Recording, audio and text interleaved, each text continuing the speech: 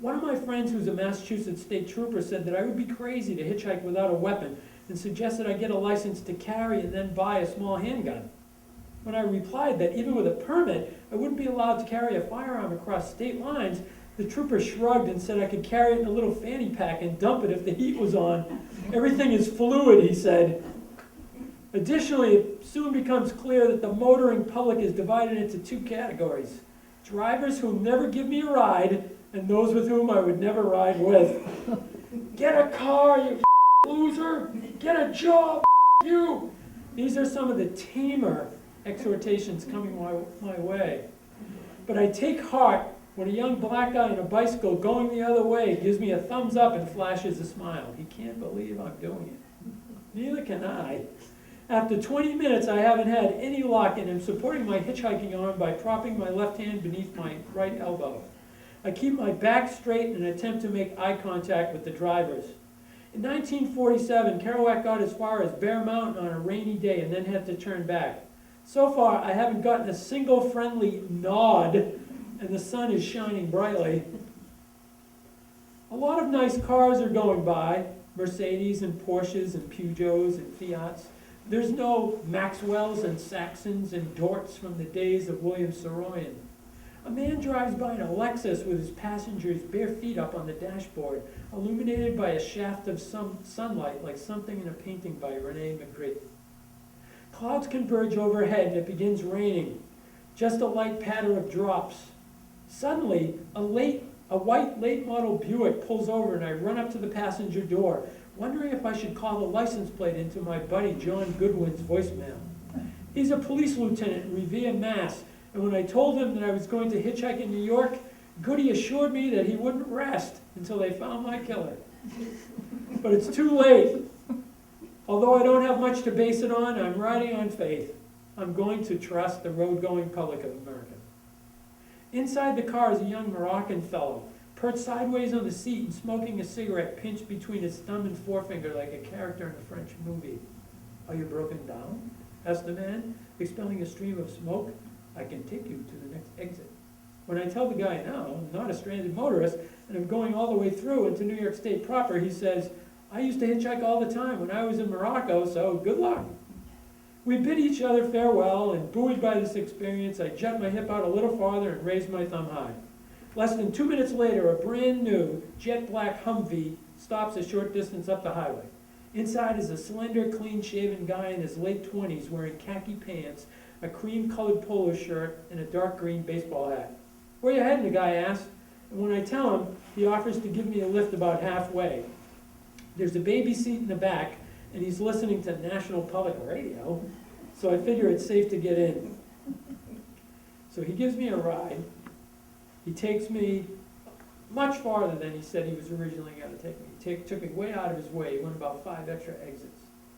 So I get out of the car, and then I'm sitting on the side of the road. I'm loitering on a grassy embankment right next to a sign for Sleepy Hollow in Pleasantville. I dig an energy bar out of my backpack, peel it open, and sling the pack over one shoulder. An afternoon breeze has wafted in, and I'm enchanted by the twitter of birds and the green thrashing of the trees beyond the parkway. I haven't felt this unburdened by the encumbrances of middle age in quite some time. The sun is shining, my thumb is out, I don't have a care in the world. From a distance, I can see the Westchester County police car aimed toward me, and then its purposeful detour to the shoulder of the road. The young patrolman looks over and smiles like we're parties to the same joke. Turning on his revolving blue lights, the cop beckons to me, and I walk over to the car and lean into the passenger side window. We exchange greetings, and then the officer asks me for identification, and I hand over my driver's license. "Is there a problem, officer?" I ask. Keying his radio handset, the patrolman calls in my name and date of birth. "Yes, there is," he says pleasantly. "You can't hitchhike in the state of New York. It's a $200 summons and fine." Officer Greer is a compact, sturdily built fellow with a short dark hair and a wry manner. While he's getting out of his car, a second cruiser arrives, and we're joined on the side of the highway by the patrol supervisor, an older, heavier man wearing his sergeant's stripes and a pair of wraparound sunglasses with a rainbow tint. He hitches up his gun belt and puts on his hat just as a New York State trooper pulls up. I can feel lines of sweat beginning to creep down my back. On such a beautiful day in Sleepy Hollow, I'm public enemy number one. The jolly sergeant waves the trooper off, and he and Officer Greer stand a few feet away, conferring for a moment, and then turn to behold what they found. Wetting his lips, the sergeant angles his head to one side and then pivots his skull toward the other cop and grins. Officer Greer looks off towards the horizon, barely managing to keep a straight face. Then, drawing himself into a command posture, the sergeant clears his throat, settles his gaze on me, and says, "What the hell are you doing?" I explain that I'm researching a book about Jack Kerouac, and that I'm on my way to David Amram's farm up the road in Peekskill. While the two cops are mulling this over, Officer Greer's radio squawks, and he goes over to hear the upshot of my background check. I have a clean record. "Obviously, you're not a menace to society. You're involved in a noble pursuit, a journalist trying to get his story," says the sergeant, who's yanking my chain just a little. "But I don't want you getting killed out here."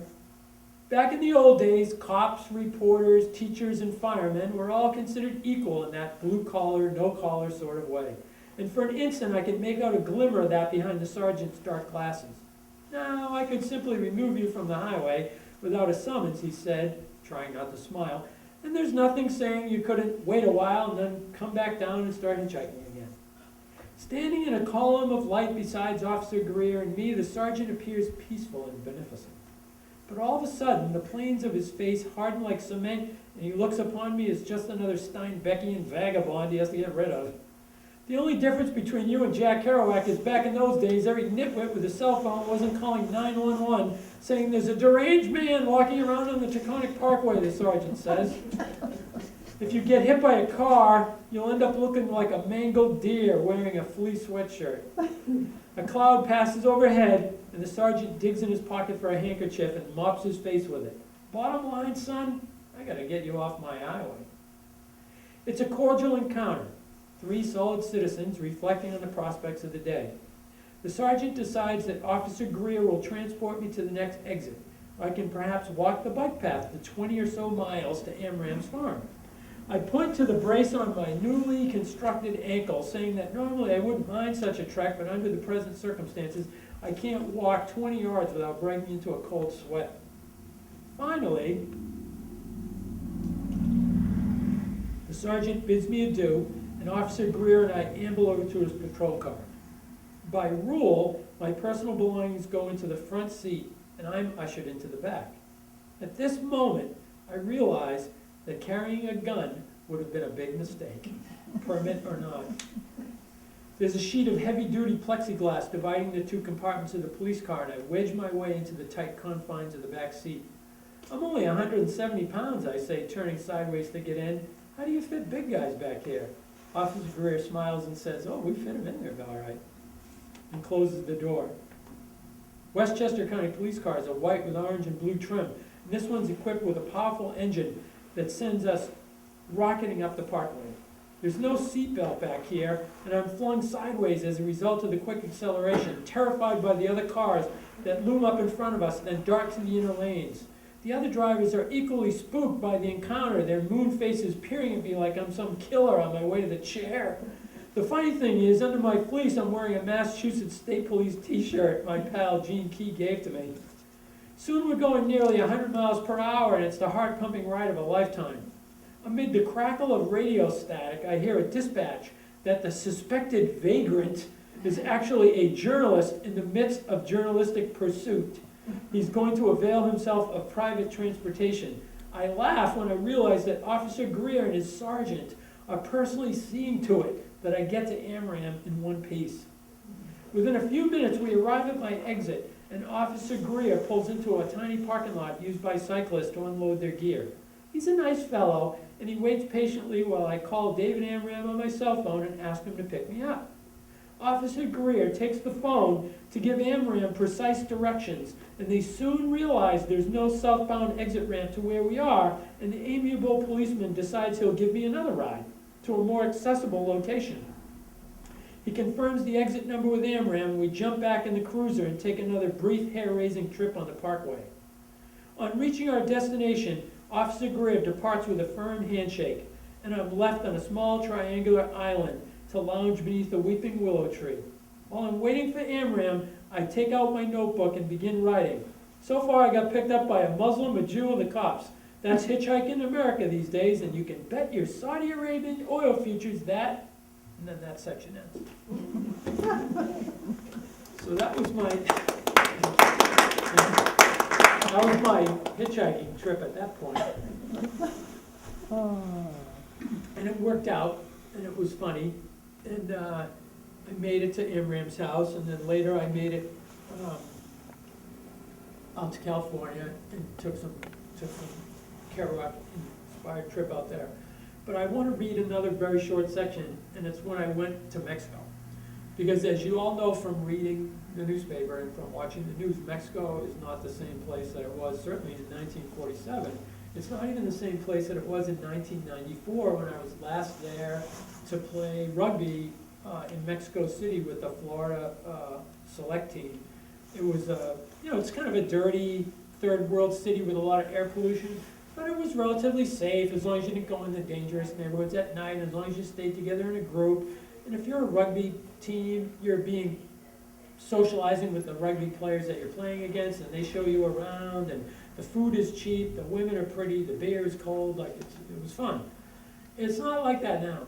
It's really a country that is under siege. It's being run by the drug cartels. The military, as we understand the military, is part of the rule of law. Like if you see a state trooper, if you see the National Guard on the highway, you feel like they're there to protect you. If you see the national police, the local police, or the military in Mexico, you don't know who they're working for. They could be the bad guys with tanks and machine guns and helicopters. It's a place where suspected drug trafficking will be dealt with summary justice. They shoot people down in the street, not because you're breaking the law, but because you could be doing drug trafficking outside the purview of the drug cartels. So they frown on any freelancing whatsoever. So if college kids were to go down there, they want to buy a shoebox filled with pot because it's cheap, and the drug cartels have a roadblock and they pull you over, at the very least, they're going to throw those kids in jail with no due process. They're going to hold them for ransom, and they're going to impound their car and sell all their belongings. That's the best that could happen.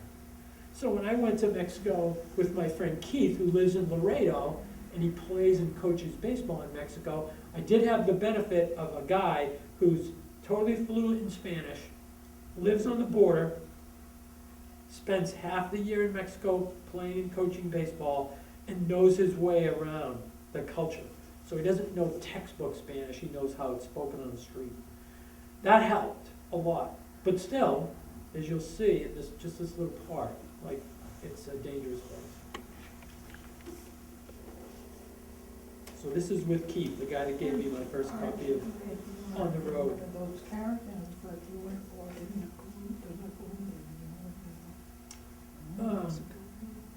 When Kerouac and Cassidy reached the border, they could smell, quote, 1 billion tortillas frying and smoking in the night, unquote. Kerouac had never been to Mexico and was amazed at the grinning border officials and the desultory way they poked through their baggage. He had a great affinity for what he called the Fellahin people of the world, which included the dark and brooding folks of both Mexico, and the Middle East. And he couldn't wait to dig them in their entirety. On the other hand, I visited contemporary Mexico and have been forewarned about the drug cartels and the ruthless way they do business.